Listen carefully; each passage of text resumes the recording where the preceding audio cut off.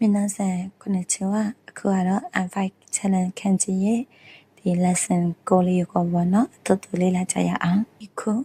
ကကြတော့ဒါဒီအိုကိုနာဦးဆိုရင်လောက်ဆောင်တယ်ပေါ့နော်အုံယုံမိတန်လေးကခိုးပြောတော့အတန်တက်တယ် eco ဒါဒီ eki ကတာတမန်တန်လေးလမ်းညွန်ပေါ့နော်ပြီးရင် kinko ကပန်စံကျော်မဲကကြတော့တတိယ line ခိုလို့လာတီခိုနိုင်မလာဘူးခီမတ်လာတီအုံယုံမိတန်လေးက line တော့အတန်တက်ပြီးတော့ခိုလို့လာတီ line နဲ့လာမီနဲ့ line ရှုလာမဲ့အပတ်ရှော line အနာဂတ်တာဘဲလို့စာတီ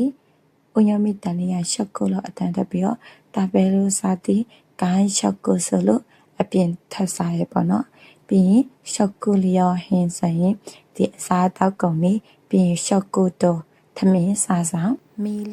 မီလူကကြတော့ကြည်တီအုံယုံမိတန်လေးခန်းလို့အတန်တက်ပြီးတော့မီလူကြည်တီပြီးမီဆဲလို့ဆိုရင်ပြတီပေါ့နော်ခန်းကကိုဆိုလို့ဆိုရင်လေးလာတီပြီးရင်ဤခန်းဆိုရင်ထမင်းယူစားချက်ဟာအီလူဝင်တီပြီးအီလဲလူကထဲတီ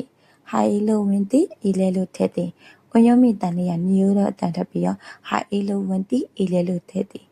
အီလီကိုကြည့်ဝင်ပါနေယကကိုဆိုလို့ရကြတော့ဒီចောင်းဘဘចောင်းဘောတပနစရင်ပေးတဲ့နေတဲလူထတ်တီတာစုထောက်တီဝယမိတန်ရရှုလို့အတန်တက်တဲ့တဲလူဟာထတ်တဲ့တာစုဟာထောက်တဲ့တဲကုချီထပရှုစက်ကီဆိုလို့ပနရှုစက်ကီဆိုလို့တယောက်တင်တာစမတရက်တီပနထောင်တီမတရက်တီပြီးရင်အုံယုံမိတန်လေးကလီလို့အတန်တက်ပြီးတာစမတရက်တီပြီးရင်လေးလျှောက်ကိုပါတီဆိုရင်ဒီဖူဖေးပေါ့နော်စက်တလောက်စားလို့ရတဲ့ဒီပါတီပွဲဒီပြီးရင်ခိုကူလေးစထိုင်ခါကူအစိုးရတက္ကသိုလ်ခါကူရေးတီဟွန်ဟာစာအုပ်ခါကူရေးတီအုံယုံမိတန်ကရှော့လို့အတန်တက်ပြီးခါကူရေးတီတကုရှော့စာဖတ်ခြင်းပြီးရင်ရှိတာကခေဆိုရင်အကျဉ်းရဲ့ဂျီရှော့ဆိုရင် dictionary အပိတန်အတန်လေးရကြတော့သူရေးထားလို့ EU လို့ပြောရဲဆိုပေမဲ့ဒီအတန်တော့မှကြာယူလို့ပါလို့တောင်းနေပေါ့နော်ဒီပြောတီပြီးရင်အုံယမိတန်လေးရကန်ကွန်တော့အတန်တက်တဲ့ပြီးရင်ယူပြောတီ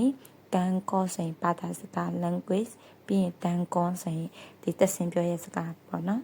နော်မူတောက်တီအုံယမိတန်လေးရအင်းတော့အတန်တက်ပြီးတော့နော်မူတောက်တီနော်မီမွန်နော်တောက်စရာအင်းရှော့ကိုတန်ကြတော့စားတောက်ဆိုင်နောက်ထပ်ဗီဒီယိုလေးမှာပြန်တွေ့ကြမယ်ဘိုင်